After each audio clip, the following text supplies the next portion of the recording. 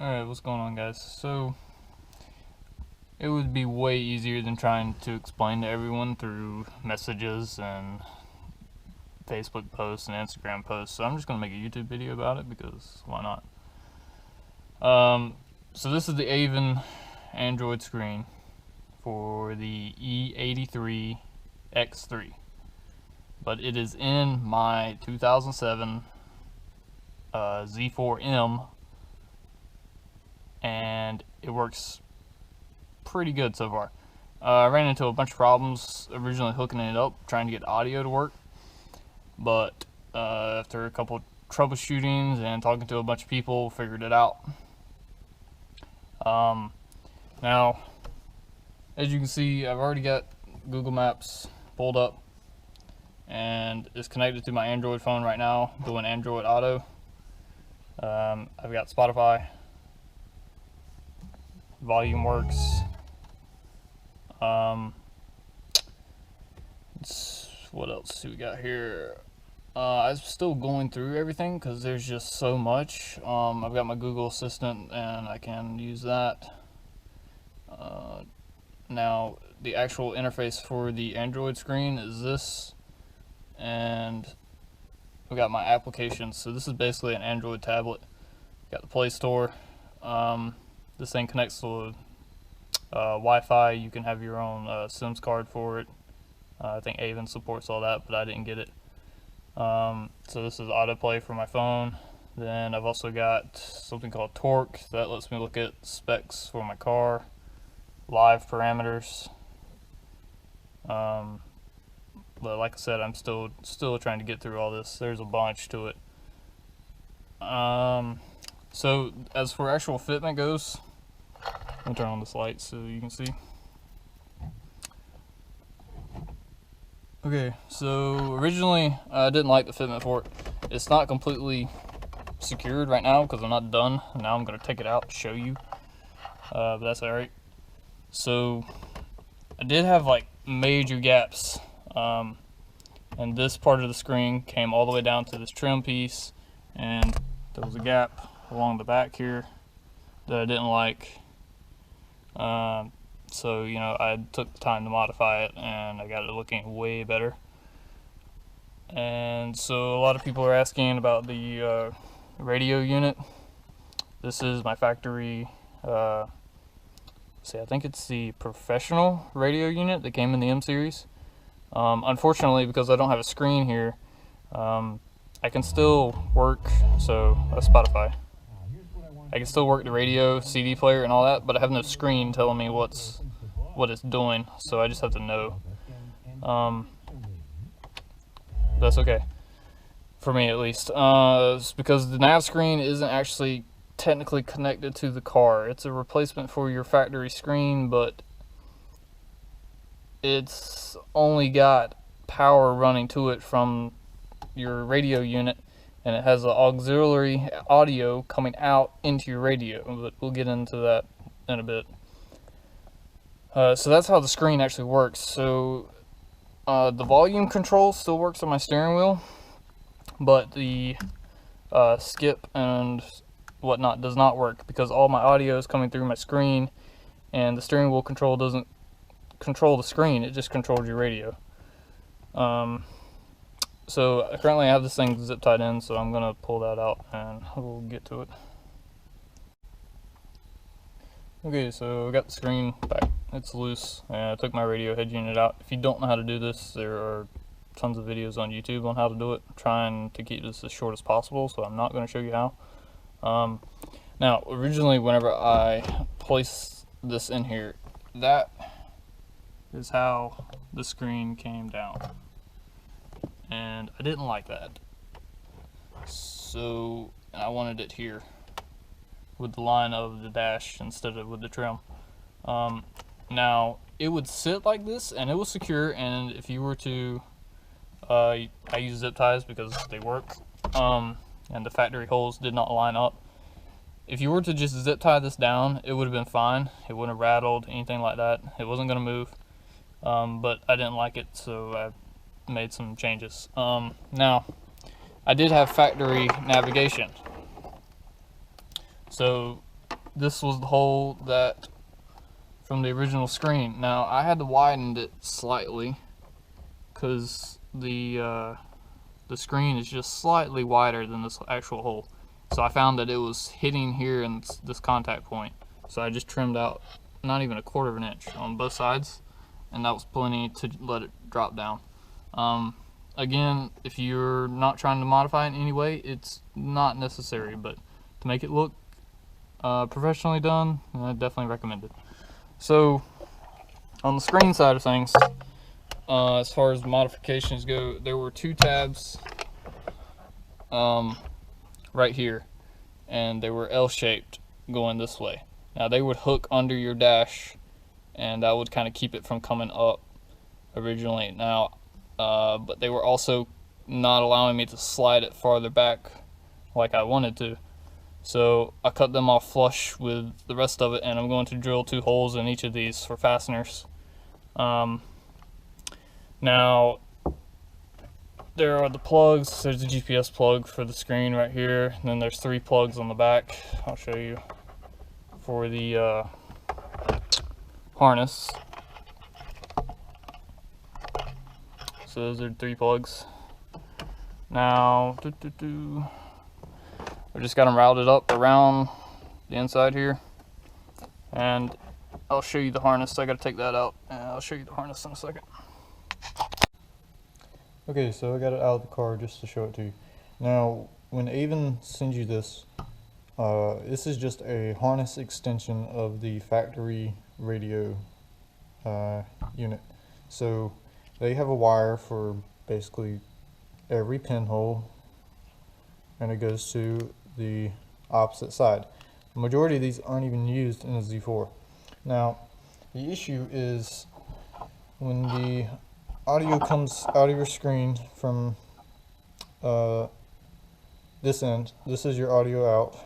Now, this particular one, I ordered the factory aux option. Now, I have a friend that has already installed this in his car, and he tried ordering the option without factory aux, and he still had the same problem.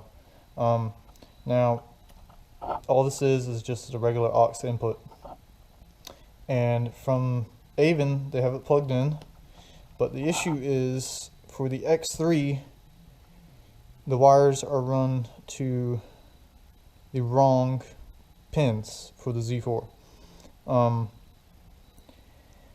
As for how to exactly show you this, I don't even know where to begin, except for the fact that you don't need to know if you do the option that I'm about to tell you, but I chose to splice into the correct wires so I would have my factory aux input in my car still available to use if I wanted to. There's really no need for it anymore, but I still have that option.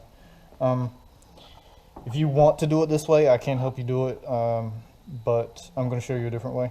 Now, the other easier way is you'll have this simply unplugged. This is audio coming out of your screen.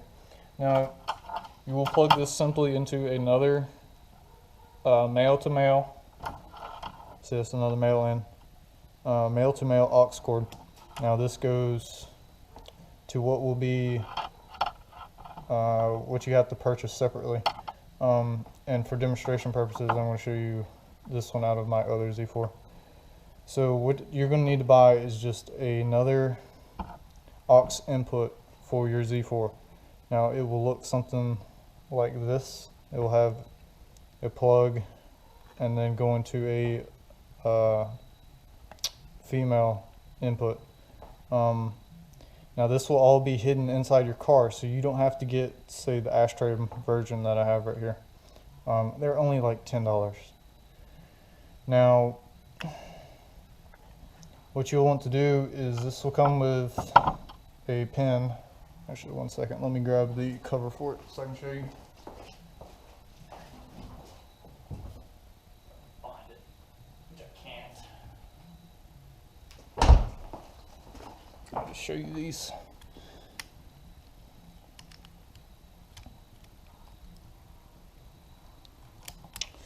So it's going to come with a plug that looks just like this. Now this is just a cover that goes into the back of your radio unit in your car. This is on your car side. You will pull this cover off, and then that will give you access to this. Now there are little tabs in here. You press these tabs, you can pull out these wires. You'll put these wires directly into the same plugs, and I'll post a picture in the video of which ones are the aux inputs on your car, but they will be the exact same. And you'll just plug those into the radio side. And what's that doing is it's creating another aux input for your head unit. So once you just plug in your male aux cord audio from your navigation screen into this, then you'll have audio sent to your aux of your radio. And that's all there is to it. And I don't know how else to explain it other than that. It really is not difficult. Now if you get into splicing the wires and all such as that, that's another story because they're itty bitty wires, but it's not necessary. Now whenever you do this, I would wrap these connections in electrical tape just to make sure that they don't get disconnected. Now another thing that is very important is this harness will come with a purple wire called CAN 1, and it will be plugged in to CAN B on the harness. You want to unplug these. They will cause you issues, and that was the biggest problem that I had to overcome, is figuring that out and why I didn't have audio. But it's not necessary. That's literally all there is to it.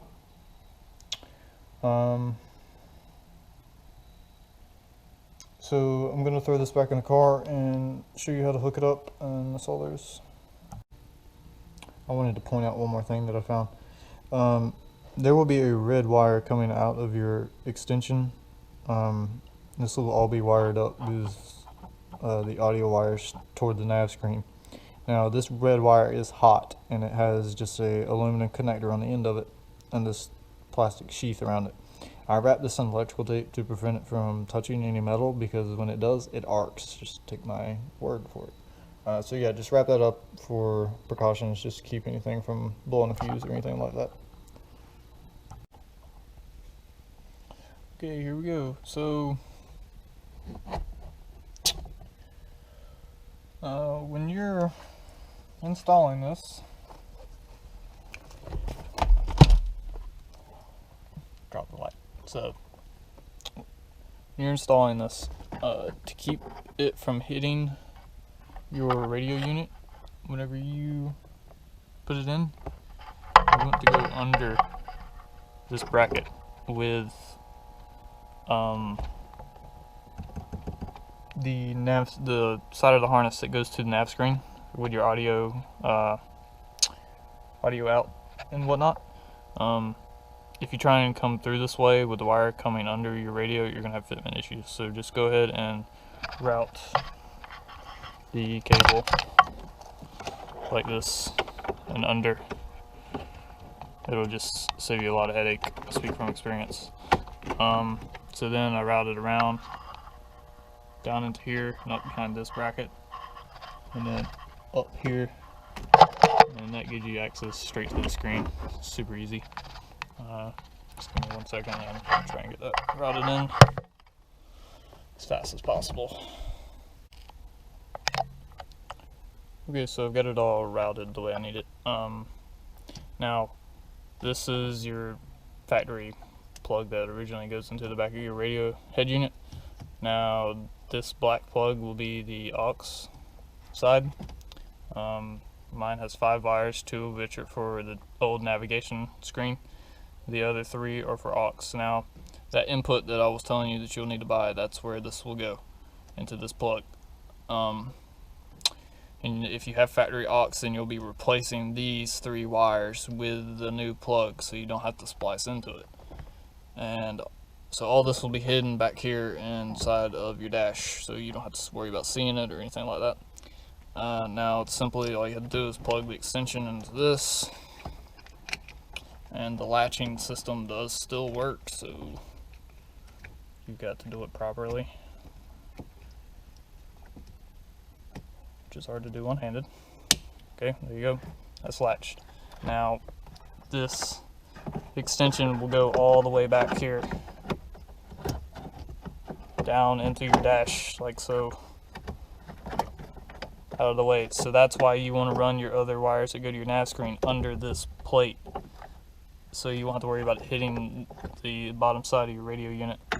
Now I've still got my radio antenna, even though I never plan to use it, but I'm going to hook it up anyways. Now the other thing that comes out of your nav screen are 2 USB inputs. Now you can, I'm assuming a majority of you will either have autoplay for Android or CarPlay or whatever for Apple. Apple's version is wireless, Android's is not. So I'm gonna have to run a USB somewhere out of the car, and it's probably going to come out of my ashtray down here. But I haven't gotten to that yet, another day. And that is pretty much all you need to know. If you can't take it from here, then you shouldn't have done this to begin with. As far as fitment goes, if you have any questions, I'll be happy to help.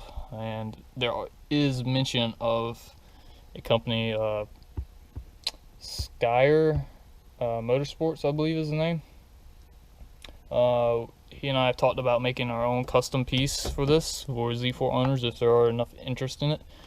One thing I do want to mention, and the reason I want to make a custom piece, this thing sits pretty high. So I'll try to get in a driver view position for you. This corner here blocks some of the over the hood view. I'm tall, I'm 6 foot, so I can still see over it, but I want to drop the screen down. And I have seen people do it just simply dropping down the screen inside this existing one, but I would like to drop it down even farther in the future. So that is just something you need to be aware of. The visibility on this thing, it doesn't hinder me while I'm driving, but it is something you have to be aware of. And that is all I can think of. Thank you for watching. Hope this helps. Hope this clears up a lot of issues. And I know a lot of people are looking forward to having one of these. Alright.